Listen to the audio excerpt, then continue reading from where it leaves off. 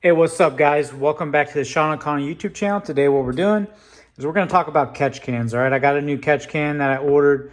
Got an awesome company, SPELAB.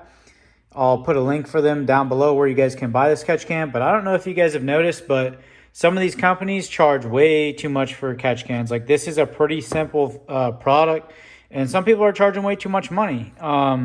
So these guys at SPELAB, they have a real nice catch can, which works on the 2011 and newer F150s. I'm going to be putting this on my 2021 F150 with the Whipple.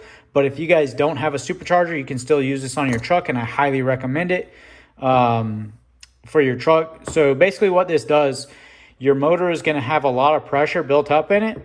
And if you look at your motor, the way it's set up right now from the factory is the motor is vented, and it basically vents the oil back into the intake. So it's going to reduce your fuel economy.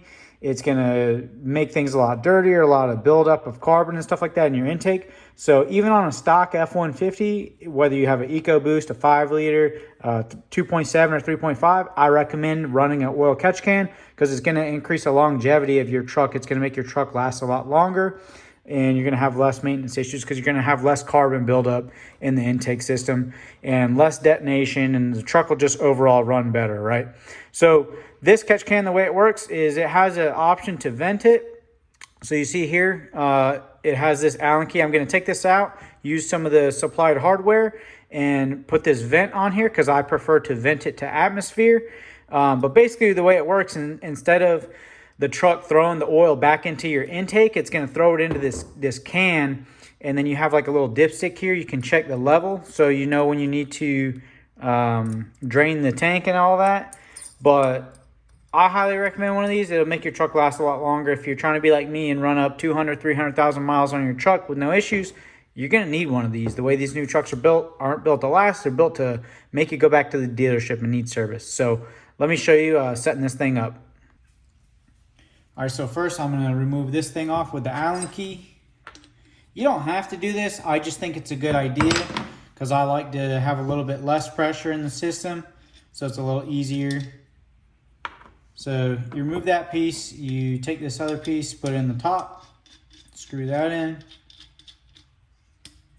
tighten it down.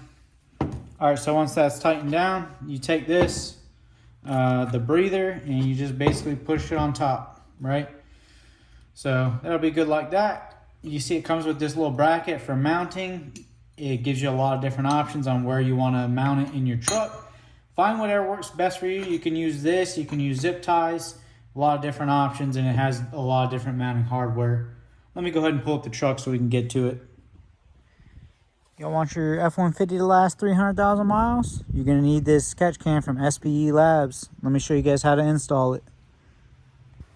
All right, so after you pop the hood, you want to find a good place to mount it. It comes with an L-shaped mounting bracket, so you just need something like this to mount it on. So this is where I'm going to choose to do mine. It's right next to the battery. A lot of people will do the same thing. So I'll show you guys with the L bracket how to mount it here. This is how I configured the L mounting bracket onto the side of the catch can. You see it has these two screws. You just basically screw those into these nuts and then make sure that they're tight. You can tighten them up with the Allen key. Pretty simple, but make sure you take a look at where you want to mount it. So I'm going to the spot I just showed you next to the battery. I'm going to have this L bracket sit on there, and then I'm going to put one of these included hardware bolts. It's going to go through, and it's going to connect to this on the other side. This will be on the other side, so this will hold it tight.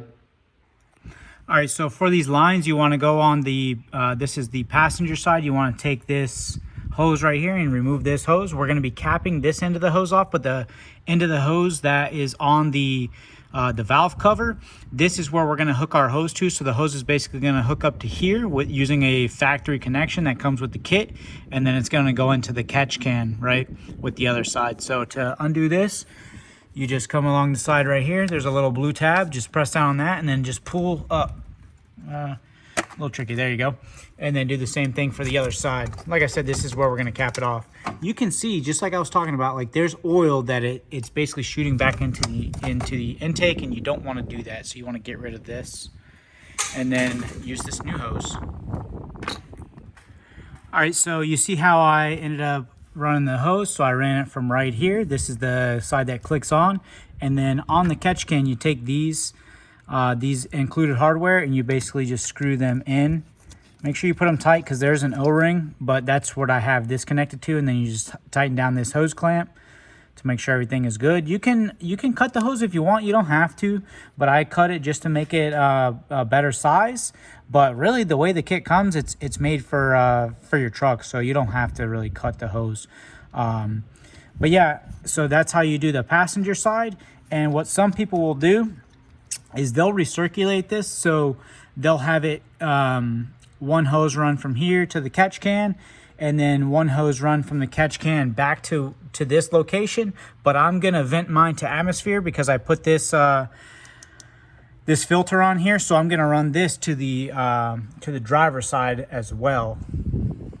But you don't have to do that. You can do it whichever way you want. I prefer doing it like this and venting it. All right, so on the driver's side, it is going to be this hose right here that runs to right here. Your hose may run to a different spot on the intake, but it still hooks up to the same spot back by the valve cover. So you just want to disconnect this just like you did on the other side, and then disconnect this end as well, and you're going to cap this side off. All right, so once you have all the lines ran, it's going to look like it's a factory part. You're going to get better fuel economy. Your motor's going to last longer.